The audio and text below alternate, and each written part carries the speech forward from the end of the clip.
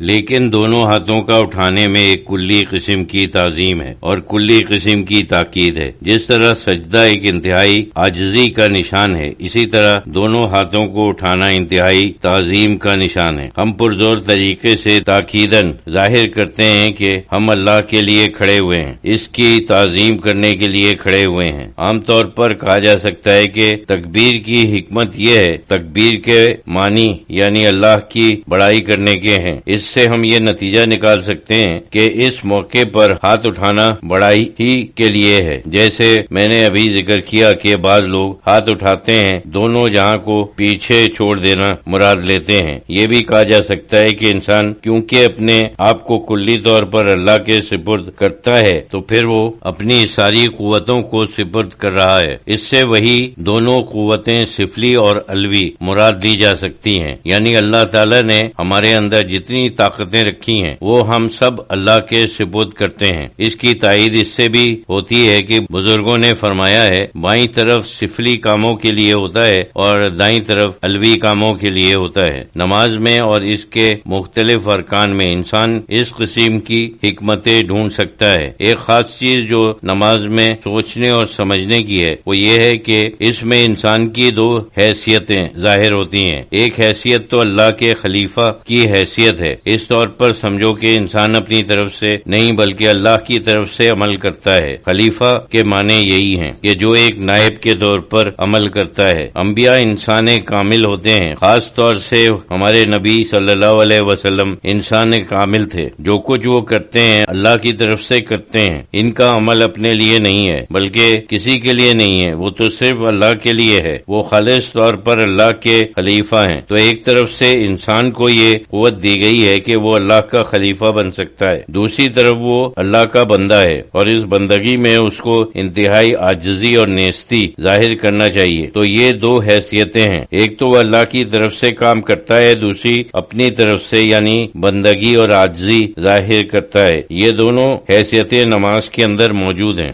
اس کے ہر رکن میں ایک حکمت ہے۔ یہ بھی اللہ تعالیٰ کی ایک عجیب حکمت ہے کہ ہمیں نماز پڑھنے کا طریقہ صرف رسول کریم صلی اللہ علیہ وسلم کے عمل سے معلوم ہوا۔ اگر صرف قرآن کے اوپر بات چھوڑ دی جاتی تو ہزاروں اختلافات ہوتے۔ یہ ہوا بھی ہے کیونکہ اللہ تعالیٰ نے قرآن شریف میں تفصیل کے ساتھ اس کا بیان کیا نہیں ہے۔ اشارات میں رکن ہیں، ان کا کوئی نہ کوئی اشارہ قرآن شریف میں ملتا ہے، لیکن ایک مسلسل عمل کے طور پر قرآن شریف میں بیان نہیں کیا گیا۔ یہ اللہ تعالیٰ کی خاص حکمت ہے کیونکہ رسول اللہ صلی اللہ علیہ وسلم رحمت للعالمین بھی ہیں۔ آپ کے ذریعے جو احکام جاری ہوتے ہیں تو آپ کی ہستی برزخ بن جاتی ہے اور ہمیں سمجھنے میں آسانی ہو جاتی ہے۔ نہ تو اللہ ہی کے احکام لیکن اللہ تعالیٰ نے یہ مناسب سمجھا کہ ہمیں یہ احکام رسول اللہ صلی اللہ علیہ وسلم سے ملے، نہ کہ براہ راست قرآن سے ملے۔ قرآن میں صرف ایک عام بات کہی گئی ہے، کہیں تکبیر کا ذکر ہے، کہیں رکوع ہے، کہیں سجدہ ہے، لیکن ایک مسلسل نقشہ ہمارے سامنے نہیں آتا۔ اس وجہ سے بعض لوگوں نے جو حدیث سے انکار کرتے ہیں انہوں نے نماز ادا کرنے کے مختلف طریقے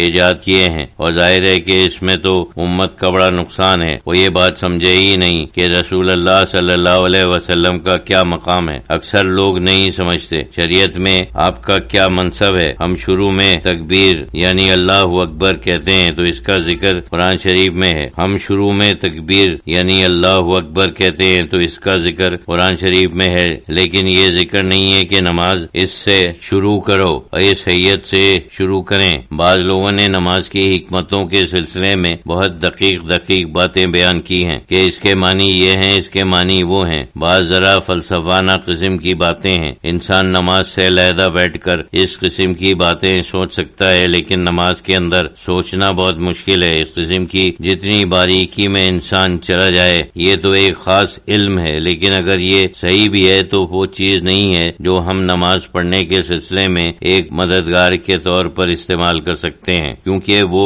بہت پیچیدہ ہیں، بہت طویل ہیں اور بہت تفصیلی ہیں۔ تکبیر کے سلسلے میں اکثر بیان کیا گیا ہے کہ جس وقت انسان دونوں ہاتھ اٹھاتا ہے تو گویا وہ دونوں جہان سے ہاتھ اٹھاتا ہے، دونوں جہاں کو بھول کر وہ صرف اللہ کے سامنے حاضر ہوتا ہے، ہر چیز پیچھے چھوڑ دیتا ہے۔ ایک قابل قدر تعبیر ہے۔ تکبیر کا طریقہ یعنی دونوں ہاتھ اٹھانا ہے، ایک فکری چیز ہے جو انسان کے اندر ہے۔ ہم دیکھتے ہیں کہ انسان اگر کسی چیز کی تعظیم کرنا چاہتا ہے تو وہ عام طور پر ہاتھ اٹھا کر تعظیم کرتا ہے، جیسے دعا اور سلام عام طور پر ہاتھ اٹھا کر کیا جاتا ہے۔ صرف مسلمانوں میں نہیں بلکہ ہر قوم میں تعظیم کے طور پر ہاتھ اٹھانا ہر قوم میں موجود ہے، نہ صرف آدمی کی تعظیم کے لیے بلکہ کسی نظریے کی تعظیم کے لیے بھی۔ جس وقت کوئی نظریہ پیش کیا جاتا ہے اور لوگ اس کی تائید کرتے ہیں اور اس تائید کو ظاہر کرنا چاہتے ہیں تو وہ ہاتھ اٹھاتے ہیں۔ یہ انسان میں ایک فطری چیز ہے۔ کسی چیز کی بلندی ظاہر کرنا ہو تو وہ ہوا میں ہاتھ اٹھاتا ہے، جیسے اس بات کی یا اپنے عقیدے کی بلندی ظاہر کرنا چاہتا ہے۔ انسان میں وہ فطری چیز ہے۔ دونوں ہاتھ کا اٹھانا فطری نہیں ہے، عام طور پر نہیں دیکھا جاتا۔ ایک ہاتھ کا اٹھانا تو بہت عام ہے، دونوں ہاتھوں کا اٹھانا شاید ہی نظر آئے۔ دونوں ہاتھ کے اٹھانے میں ایک تاکید ہے۔ ایک ہاتھ کے اٹھانے کے سلسلے میں بھی ہم کہہ سکتے ہیں تعظیمی بھی ہوتا ہے اور تاکیدن بھی ہوتا ہے۔